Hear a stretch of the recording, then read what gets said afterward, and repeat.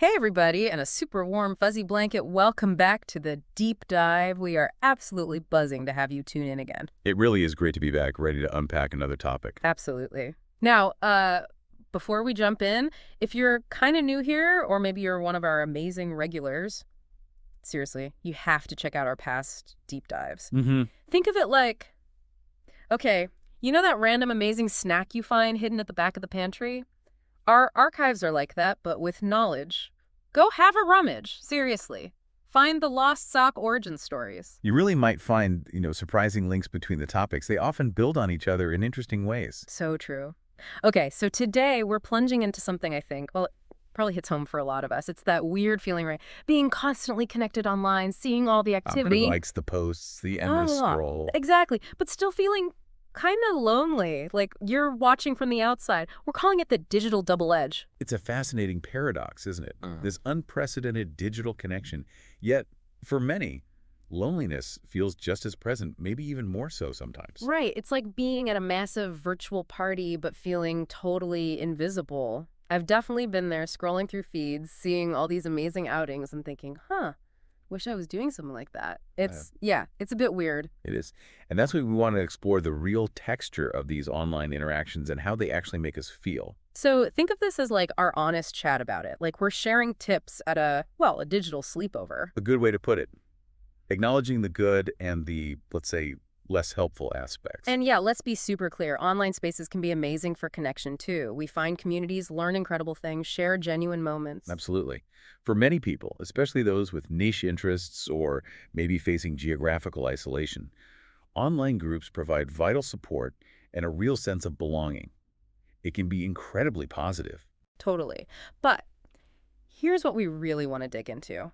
What happens when all that online stuff, the perfectly curated lives we see, starts making us feel more alone? What's the gap between seeing connection and actually feeling connected? Yes, that's the mission today. How do we move past just like scrolling and liking and actually build deeper connections, both online and offline? Because that deep, resonant feeling of connection, the kind that really buffers against loneliness, often needs, well, a different kind of interaction than just passive consumption. And the good news is we're not talking huge, scary life changes. We're Yeah. thinking small, actionable steps, little experiments almost. Things anyone can try to just gnar things in a more connected direction, cultivating a bit more intention. Exactly. And just a heads up, we're also going to touch on something kind of cool later, how helping other people can actually make us feel less lonely. A powerful dynamic. Okay, so let's really get into this digital double edge. It's kind of fascinating how the same platforms can do both things, connect us and isolate us. It really is. On the one hand, like we said, the internet is amazing for finding your people. Shared hobbies, shared experiences. You can find a community for almost anything. Oh, totally. I've found some great writing groups online, people who just get the struggles, you know? It's fantastic. That sense of belonging is crucial. But then there's the other side, the comparison culture. Ugh, yes. Tell me about it. Seeing those constant highlight reels, the perfect vacations, the career wins, the flawless aesthetics, it's almost impossible not to compare your own, normal, messy life. Right. And you know it's curated, you logically know it, but it still kind of gets to you sometimes. That's social comparison theory in action. We naturally measure ourselves against others. Online, though, the measuring stick is often warped because we're comparing our behind-the-scenes footage to everyone else's highlight reel. And that leads to that aestheticized loneliness thing you mentioned. Yeah, sometimes even loneliness itself gets presented in this, beautiful, melancholic way online, which, ironically, can make someone feeling genuinely unstylishly lonely feel even worse. Like they're not even doing loneliness right. Wow, okay. That's deep. It's like everything becomes performative. To an extent. And that constant comparison, especially upward comparison towards people who seem better off, research links it pretty clearly to envy, lower self-esteem, and, increased loneliness. Okay, got it. So we see the potential, we see the pitfalls. The big question then is, what do we do? Let's get practical. Let's talk connection hacks, little experiments. Yeah, ways to be more intentional, more proactive. Okay, hack number 1, mindful meetups. Basically bridging that digital gap to real life, or IRL. Taking those online ties, or even just your existing friends and family, and consciously scheduling actual face-to-face time. Even if it starts small, right? Like a quick video call if distance is an issue. Absolutely. Yeah. The key is scheduling it, making it intentional. Research consistently shows that in-person interaction, that face-to-face element, is really potent for building strong Is bonds. this a how-to? Maybe use a shared calendar, block out just 30 minutes for coffee, a walk, whatever. Just dedicated time. And here's a pro tip related to that. Ooh, yes. The phone basket idea. When you meet up, actually put the phones away. Yeah. In a basket, face down on the table, whatever works. Yeah. I've tried that. It feels weird for like 2 minutes, and then it's amazing how much more present you are. Exactly. It signals that the person in front of you is the priority. It deepens the quality of that short time. And if it has to be video, that's still way richer than just text. Okay, love that. Hack number 2, level up your online chats. This is about moving beyond the passive stuff, the quick likes, the The emojis, wall responses. right, and engaging more actively, more meaningfully, especially with people you actually feel a genuine spark with online. So how do we do that? Like suggest a call instead of endless typing. Yeah, that's a great one. Just a casual, hey, this might be easier to chat about, quickly free for a quick call. It changes the whole dynamic. You get tone of voice, nuance. Yeah, what is... Think shared activities. Online games, co-watching a show or a stream, listening to music together virtually, doing something together, even online, creates a stronger sense of shared experience. Oh, I like that. Yeah. Like a virtual hangout. Precisely. And also, maybe seek out smaller, more niche online spaces. Discords, forums focused on really specific interests. Why smaller? Often, the quality of interaction is higher. There's more chance for real back and forth, finding people you genuinely connect with on a deeper level than in massive, noisy groups. Quality over quantity. Makes sense. Okay, hack number 3, connect through contribution. This one feels different, focusing outwards. Exactly. Engaging in volunteering, community service, acts of kindness, it can be a surprisingly powerful antidote to loneliness. I've felt that. When I volunteered, I always come away feeling better, more connected somehow, even though I was focused on helping someone else. That's consistent with research on pro-social behavior. Helping others boosts our own happiness and sense of social connection. It gives us purpose, shifts focus away from our own worries. And connects you with other people doing the same thing. Right. Shared purpose is a powerful connector. So, practical steps. Look at sites like Volunteer Match. Check local community centers, libraries. What about online? Can you volunteer online? Definitely. Things like crisis text lines always need volunteers.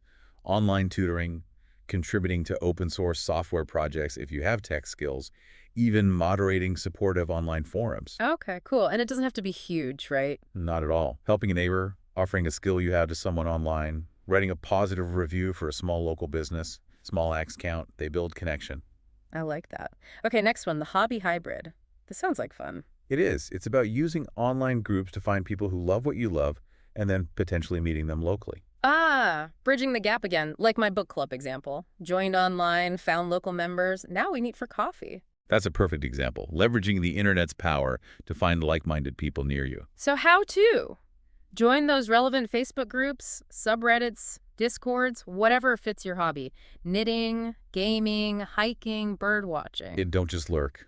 Participate. Share your stuff. Ask questions. Comment thoughtfully. Be a part of the conversation. Exactly. Then keep an eye out for mentions of local events. Or be brave.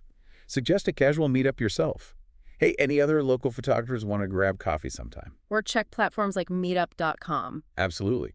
They're designed specifically for that, finding local groups around shared interests. The online part is the finder. The offline part builds the deeper connection. Okay, cool. Next, microdose connection. This sounds intriguing. What's a microdose of connection? It's about valuing those small, brief, positive interactions we have with people throughout our day. Strangers, acquaintances, the power of weak ties. Weak ties, like the barista you see every morning. Exactly. Or the person you nod to on your commute, the cashier at the grocery store. Research shows these brief, positive exchanges actually add up. They boost our sense of well-being and feeling part of a community. Huh. I never really thought about those little moments adding up. So how do we microdose? It's simple, really. Make eye contact. Offer a genuine smile. A simple hello or thank you. Maybe a small, sincere compliment if it feels right. Cool pin. Yeah. Or thanks for your help. So just being a bit more present and acknowledging the people around us. Pretty much. Yeah. Maybe have one easy question ready for someone you see regularly, like at the gym or library. Nothing intense, just acknowledging shared space. These little interactions build social confidence too. Okay, I can try that. It feels low stakes. And finally, hack number 6, self-kindness ritual.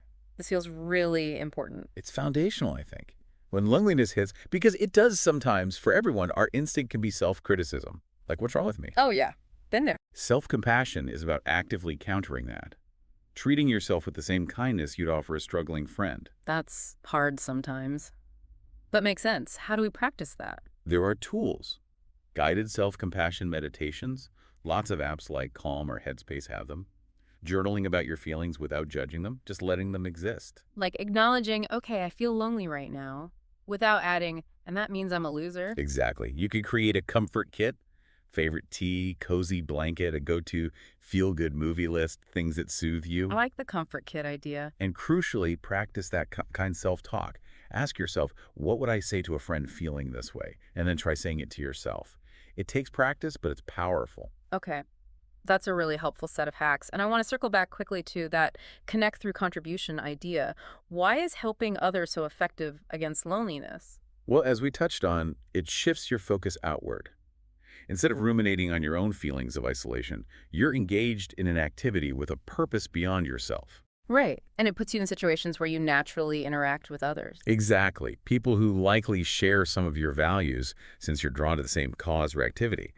That shared purpose creates an immediate common ground, a basis for connection. It's like building community through action. Precisely.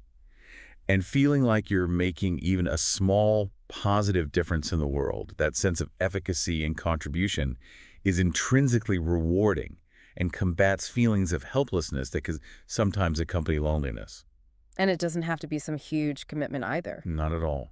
Small, consistent acts of kindness or service can create those positive feelings and opportunities for connection just as well. Okay, so just to wrap up those hacks again, mindful meetups, Leveling up online chats, connect through contribution, the hobby hybrid, microdose connection. and that crucial self-kindness ritual. Awesome. So here's our challenge for you listeners this week. Just pick one of these hacks that kind of sparked something for you. Just one small experiment to try out between now and our next deep dive. See what happens. And please, please share your experiences with us.